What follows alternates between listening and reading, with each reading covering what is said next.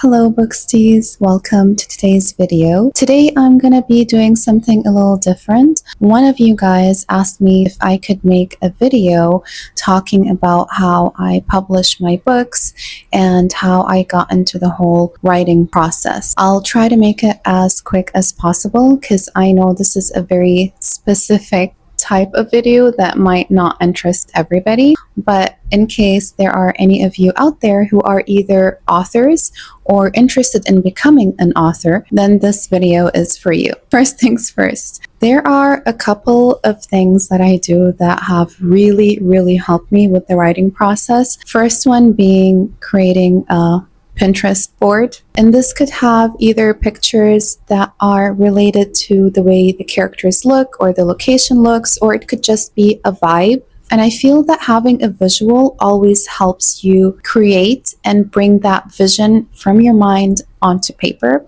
The second thing that really helps me is having a playlist. Now, if you're someone like me and you relate a lot to music and the way it makes you feel, then I would highly recommend you start putting together a playlist as you go. Usually I'll start out with a few songs that match the energy of the book that I have in mind even before I start writing. And once the story becomes clear in my head, that's when I start adding songs more specific to the plot and the characters. By the time I'm done writing a book, each and every one of these songs on the playlist will be so emotionally tied to the story and these characters that I can't listen to the song anymore without thinking about the specific book.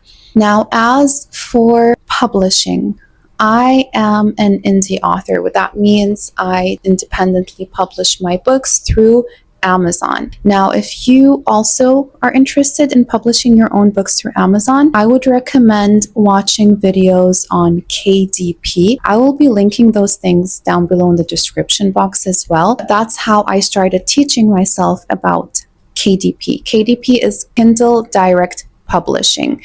And basically that means you create yourself an account as an author and you upload your manuscript as well as your book cover, and then Amazon publishes the book for you. Obviously you will get royalties as well with each purchase, but I find this method is very useful for new authors or aspiring authors who don't necessarily have a book deal with a big publishing company. The nice thing about KDP is that you can publish in 3 different formats. You can publish your book as an ebook, as the paperback, or as a hardcover. So far, I have only published as ebooks and paperbacks, but the book I'm currently working on, which is a fantasy book, is going to be in hardcover. So I'm really excited to see what that's going to look like. And obviously, Amazon is not the only way to go, but for me personally, depending on my specific needs and where I live, KDP has been the best option. But there are other places like, I think it's called Ingram Spark, if I'm not mistaken. Do your own research and check what available platforms are out there that best suit your personal needs. Now, as for cover designs, I'm going to show you my books so you can kind of get an idea of what the cover looks like.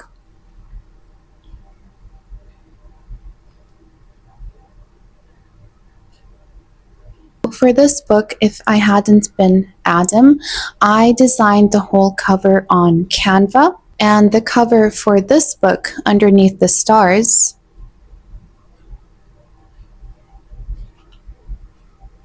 I designed it on Canva as well. You have to be very specific when it comes to using artwork. Make sure that it is legal for you to use it in publishing. And also something that I would like to point out is when it's time for you to save your work and you want to upload your covers onto KDP or whichever platform you decide to choose, make sure that you are uploading in PDF print format, because this will give you the best resolution for printing, so you don't lose any of that good quality.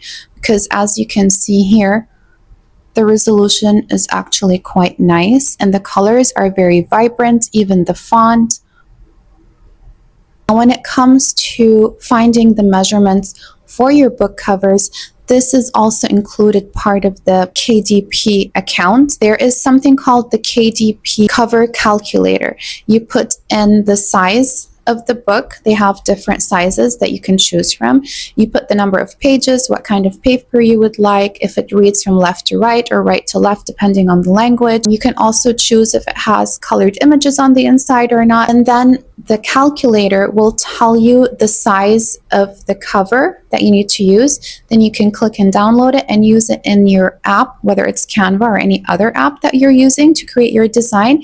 And based on these dimensions, you will create your cover. This ensures that you are uploading in the best kind of resolution and quality. Another thing that really helps me before actually writing a book or like starting the writing process is I always keep a notebook just dedicated for the books that I want to write or I plan on writing, as well as a page in my notes app. Let's talk about the notebook first. The notebook, basically, I just write the title of the story or maybe several titles if I haven't decided on a specific title yet. And I write the outline, like the major events, the plots, maybe the names of the characters. This is all during the brainstorming phase before writing the book.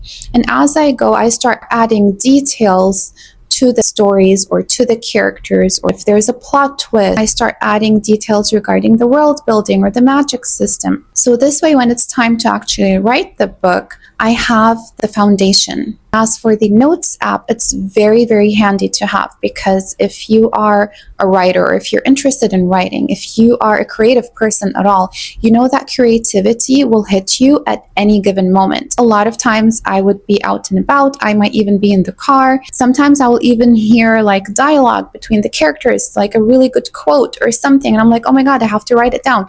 So in these instances, having a notebook or even your Notes app come really, really in handy. Now, when it comes to editing, when I started out with these books, I didn't really know about any apps that would help me check my punctuation and my grammar. So I would ask some of my closest friends to take a look and let me know if something jumps out in case I did a spelling mistake or something like that. Obviously, this is not the way to go, but at the time, that was what was available to me. If you don't have access to a proper editor, to check out some of the available apps and websites that offer these kinds of editorial services. One of these websites is called Grammarly. I have not used it personally, but I have heard that it is very good and very helpful when it comes to editing. And I would also advise you to send out copies to people you trust, whether it's friends or family, people who are preferably readers, so they can also give you honest feedback on what you need to change or strengthen if there are any mistakes that you did not notice. And my last piece of advice would be to write like no one is reading. If you're going to start writing with this like